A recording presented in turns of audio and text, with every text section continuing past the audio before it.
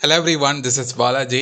இந்த வீடியோ வந்து ஒரு முக்கியமான வீடியோன்னு சொல்லலாம். அதாவது கோல்டோட விலை வந்து ராக்கெட் வேகத்தில் மேலே போயிட்டே இருக்குன்னு உங்களுக்கு தெரியும். எல்லாரும் வந்து கோல்டு வாங்கலாமா இல்லை இன்னும் ஃபால் ஆகுமா அப்படின்னு வந்து பல பேர் வந்து என்கிட்ட கேட்டுட்டு இருந்தாங்க. அதிலே வந்து ஃபிசிக்கல் கோல்டு வாங்கலாமா, கோல்டு வாங்கலாமா, அது ரிலேட்டடான டாபிக் வந்து மோஸ்ட்லி இந்த வீடியோஸ்லாம் யூடியூப்லேயே இருக்கும். உங்களுக்கு ஃபிசிக்கல் கோல்டு பெஸ்ட்டாக, கோல்டு பெஸ்ட்டானு அதை பற்றி நம்ம பெருசாக பார்க்க போகிறதில்ல. பட் என்னென்னா, ஓவரால் கோல்டோட சைக்கிள், அதாவது டைம் சைக்கிள்னு சொல்லுவாங்க. சில டைம் கரெக்ஷன் வரும். அதாவது ஒரு சர்டன் பாயிண்டில் ஒரு ஆவரேஜ் ரிட்டர்ன்ஸ் வந்து கொடுத்துட்டே இருக்கும். இது வந்து ஒரு ரிசர்ச், எஸ்பெஷலி வந்து ப்ரைஸ் ஆக்ஷனில் வந்து நம்ம கோல்டோட ஹிஸ்டாரிக்கல் ட்ரெண்டை ரிசர்ச் பண்ண போகிறோம். ஸோ ஆவரேஜாக எவ்வளோ ரிட்டர்ன்ஸ் கொடுத்துட்ருக்கு, டார்கெட் எங்கே அடுத்தது. ஸோ இது ரிலேட்டடாக வந்து ஒரு இன்வெஸ்டாருக்கும் சரி, ஒரு ட்ரேடர் பாயிண்ட் ஆஃப் வியூன்னு வந்து இந்த கோல்டோட பொட்டன்ஷியல் மூவ் பற்றி நான் பேச போகிறேன். ரைட். ஸோ இப்போ நான் எடுத்து வச்சுருக்கிறது வந்து பார்த்திங்கன்னா கோல்டோட கம்ப்ளீட்டாக வந்து ஹிஸ்ட்ரி. அதாவது என்னென்னா 2007 6 கோல்டோட ட்ரெண்டை வந்து வச்சுருக்கேன். இது எல்லாமே ப்ரைஸ் ஆக்ஷன், ஓகேவா? ஸோ நீங்கள் ப்ரைஸ் ஆக்ஷன் பற்றி நிறைய தெரிஞ்சுக்கணுன்னா நம்ம தமிழ் நிஃப்டி அனாலிசிஸ்னு சேனல் இருக்கும். அதில் போனீங்கன்னா ரெகுலராக மார்க்கெட்டை பற்றி அனாலிசிஸ் வீடியோ நிறைய இருக்கும். இந்த இதுதான் ஃபஸ்ட்டு வீடியோ, அதாவது கோல்டை பற்றி அனாலிசிஸ் பண்ணுறது. ஸோ இதில் என்னென்னா, நம்ம வந்து ஆவரேஜாக இது வந்து 2 இயர்ஸ் சைக்கிள் வச்சுருக்கேங்க. என்னென்னா 2006 2008 கேலண்டர் இயரில் 2 இயர்ஸ் சைக்கிள் வச்சுருக்கேன் ஆவரேஜ். ஏன்னா கோல்டை பொறுத்த வரைக்கும் பார்த்திங்கன்னா ரொம்ப கிராஜுவல் ரிட்டர்ன்ஸ் தான் ப்ரொடியூஸ் பண்ணுவோம் இயர்லி பேசிஸில். அது வந்து அப்படி நினச்சிட்ருக்காங்க, இன்ஃப்ளேஷனை பீட் பண்ணுற மாதிரி ரிட்டர்ன்ஸ் கொடுத்துருவோன்னு எல்லாருக்கும் தெரியும். ஆனால் ஒரு பொட்டென்ஷியல் ஈக்விட்டி மார்க்கெட் அளவுக்கு ரிட்டர்ன்ஸ் கொடுக்குமா அப்படின்றது வந்து பல பேருக்கு வந்து தெரியாது.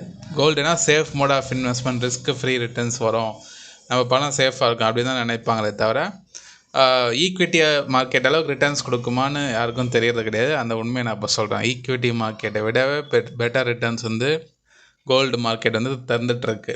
அது வந்து நான் இப்போ சொல்ல போகிறேன். 2006 2008 காலகட்டத்தில் கிட்டத்தட்ட வந்து கோல்டு வந்து 2 வருஷத்தில் 49% ஏறி இருக்குது, ஓகேவா? அதே வந்து 2008 2010 56% ஏறி இருக்குங்க.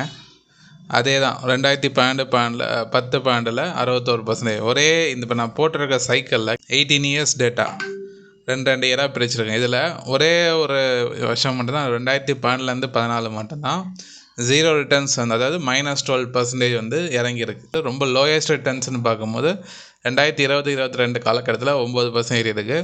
2014 16 காலகட்டத்தில் 13% ஏறி இருக்குது. இதுதான் வந்து லோயஸ்ட் ரிட்டர்ன்ஸ். மற்றபடி வந்து பார்த்திங்கன்னா 63% இருக்குப்பாங்க 2018 20.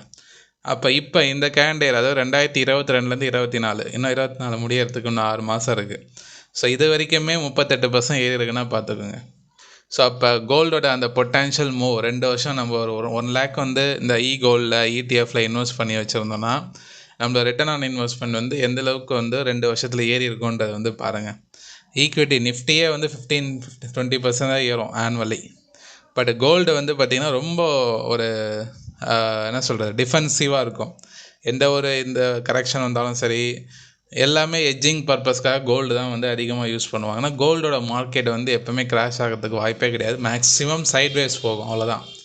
சைட்வேஸ் போகும், மிஞ்சி ஒரு 10-15% ட்ராப் ஆகுமே தவிர பெரிய லெவலெலாம் கிராஷ் ஆகிறதுக்கு கோல்டு மார்க்கெட் வாய்ப்பே கிடையாது. அதனால் நீங்கள் தாராளமாக, அது இல்லாமல் லாங் டேர்ம் ட்ரெண்டு, நாங்கள் ப்ளூ கலர் லைன் போட்டிருக்கோம்ல, இது வந்து கிட்டத்தட்ட வந்து 10 வருஷத்தோட ட்ரெண்டை வந்து இப்போ பிரேக் பண்ண 10 வருஷமா 15 வருஷத்தோட ட்ரெண்டை வந்து இந்த மந்தோட ப்ரைஸ் ஆக்ஷன் தெரிஞ்சவங்களுக்கு தெரியும். இந்த மந்தோட க்ளோசிங் வந்து வரப்போகுது. இந்த கேண்டில் இருக்குது பார்த்தீங்களா, இது வந்து இந்த மந்தோட க்ளோசிங். இன்னொன்று 2 நாள் ட்ரேடிங் செஷனில் இந்த ஏப்ரல் மந்தோட கேண்டில் க்ளோஸ் ஆகிடும். லாங் டேர்ம் ட்ரெண்டை பிரேக் பண்ணி க்ளோசிங் வைக்க போகுது. So super bullish. அடுத்த கட்டத்துக்கு வந்து கோல்டு மார்க்கெட் வந்து நகரப்போகுது. எனக்கு தெரிஞ்சு இதோட ஆவரேஜ் ரிட்டர்ன்ஸை பார்த்தா 1 lakh அப்படின்றது கோல்டு. இது வந்து 10 grams ஆஃப் கோல்டு.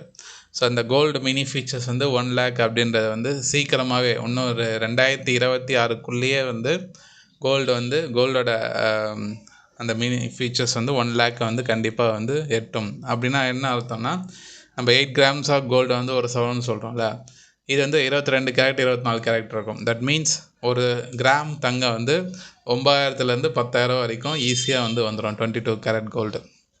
24 வந்து 10,000 மேலேயே போகிறதுக்கு நிறைய சான்ஸ் இருக்கும் இன்னும் 2 வருஷத்தில். ஸோ அதனால் வந்து கோல்டோட பொட்டென்ஷியல் மூவ் வந்து ப்ரைஸ் ஆக்ஷனை தெளிவாக தெரியுது.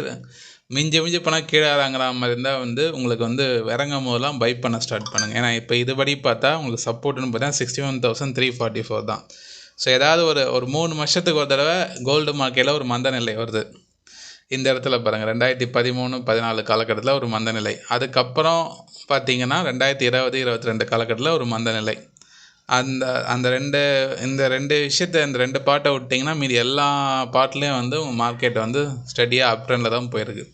ஸோ இன்னும் ஒரு நல்ல ரிட்டர்ன்ஸ் இந்த 1 lakh பக்கத்தில் போயிட்டோ இல்லைனா இங்கேயே கொஞ்சம் ஒரு 1 year மந்த நிலை வந்துட்டு கூட ஒரு பெரிய மூவ் கொடுக்கும். ஆனால் கண்டிப்பாக வந்து ஒரு potential move already long term ட்ரெண்டும் பிரேக் பண்ணியிருக்கு, ஷார்ட் டேர்ம் ட்ரெண்டும் சூப்பர் புல்லிஷ் இருக்கனால இறங்கினா ஃபோக்கஸ் பண்ணுங்கள். நல்ல ஒரு மொமெண்டமில் வந்து கோல்டு மார்க்கெட் வந்து இருக்குன்றது நான் சொல்ல விரும்புகிறேன். ஓகேவா? ஈக்விட்டி மார்க்கெட்டை விட அதிகமான ஒரு பொட்டென்ஷியல் ரிட்டர்ன்ஸ் வந்து கொடுத்துட்ருக்குன்றது தெளிவாக தெரியுது. அதை யூஸ் பண்ணிக்கோங்க. ஈக்விட்டியில் எந்த ஒரு ஸ்டாக்கை பிக் பண்ணுறது எவ்வளோ வேல்யூ கொடுப்பீங்களோ அதே மாதிரி ETF கோல்டில் இன்வெஸ்ட் பண்ணுறதுல முக்கியத்துவம் கொடுங்க. இதில் நிறைய பேருக்கு ஒரு குழப்பம் இருக்கும். ஏன்னா நீங்கள் இன்வெஸ்ட்மெண்ட் பர்பஸ்க்காக கோல்டு வாங்குற மாதிரி இருந்தால் டிஜிட்டல் கோல்டு, ETF இந்த மியூச்சுவல் ஃபண்ட் மூலிமா வாங்குங்க. ஃபிசிக்கல் கோல்டு வாங்குறதா எந்த யூஸும் கிடையாது. ஃபிசிக்கல் கோல்டில் நீங்கள் டிசைனிங் மேக்கிங் சார்ஜஸே 10% வந்துடும். கோல்டோட ரிட்டர்ன்ஸ் 20-25% வந்து ஒரு வருஷத்துக்கு ஆவரேஜாக கொடுக்குதுன்னா அதில் 10% டிசைனிங் சார்ஜஸே அவன் எடுத்துருவான். அதுக்கப்புறம் உங்களுக்கு அதில் கிடைக்கிறது வெறும் 10% தான். ஃபிக்ஸட் டெபாசிட் ரிட்டர்ன்ஸ் மாதிரி தான் உங்களுக்கு அதில் கிடைக்கும். அது மட்டும் இல்லாமல் அதுலேயும் GST வரும் உங்களுக்கு பர்ச்சேஸ் பண்ணும்போது. இன்சூரன்ஸ் ஸ்டோரேஜ் சார்ஜஸ்ன்னு சொல்லிட்டு அது தனியாக 3-4%. அதாவது எக்ஸாம்பிளுக்கு ஒரு கோல்டு வாங்கி ஒரு 30% ஒரு வருஷம் கழிச்சு ஏறுதுன்னா அந்த 30%ல் நீங்கள் அதை ஃபிசிக்கல் கோல்டாக வாங்கினா கிட்டத்தட்ட 20% உங்களுக்கு லாஸ் தான். வெறும் 10% ரிட்டர்ன்ஸ் கிடைக்கும். அந்தளவுக்கு வந்து உங்களுக்கு அந்த மேக்கிங் சார்ஜ், அந்த இன்சூரன்ஸ் ஸ்டோரேஜ் சார்ஜஸ் அதெல்லாம் வந்துடும். அப்போ இன்வெஸ்ட்மெண்ட் கோல்டு வாங்கினா பெரிய லெவலில் ரிட்டர்ன்ஸ் கிடைக்கும்னு ஃபிசிக்கல் கோல்டை வச்சுக்கிட்டு எதுவும் யூஸ் கிடையாது. ரிட்டர்ன்ஸுன்னு ஆசைக்கு வேணால் நீங்கள் வந்து போட்டுக்கலாமே தவிர இன்வெஸ்ட்மெண்ட் பர்பஸ்க்கு அது செட் ஆகாது. நான் ஒரு 10 வருஷம் 15 வருஷம் கழிச்சு நான் வந்து என்னோடய பிள்ளைங்களுக்கு நான் வந்து சேர்த்து வைக்கணும்னு நினச்சிங்கன்னா better go for digital gold or gold ETF. அதெல்லாம் ஸ்மால், ரொம்ப சார்ஜஸ் தான். இது விவரம் தெரிஞ்சவங்க கரெக்டாக யூஸ் பண்ணுவாங்க. நான் சொல்கிறத புரிஞ்சுக்க ட்ரை பண்ணுங்கள். சரியா? 60,000 கீழே வரத்துக்கு வாய்ப்பே கிடையாது. கோல்டு மார்க்கெட் பொறுத்த வரைக்கும் ரொம்ப கம்மி சான்ஸ். டிப் எடுத்ததுன்னா ஃபோக்கஸ் பண்ணலாம். இதான் ஓவரால் வியூ. புரிஞ்சிருக்குன்னு நினைக்கிறேன். இந்த வீடியோ யூஸ்ஃபுல்லான தகவல் கிடச்சிருந்தா கண்டிப்பாக லைக் பண்ணுங்கள். நிறைய பேருக்கு இந்த வீடியோ ஷேர் பண்ணுங்கள். DNA price action trading academy YouTube channel subscribe பண்ணுங்கள். நன்றி நண்பர்களே.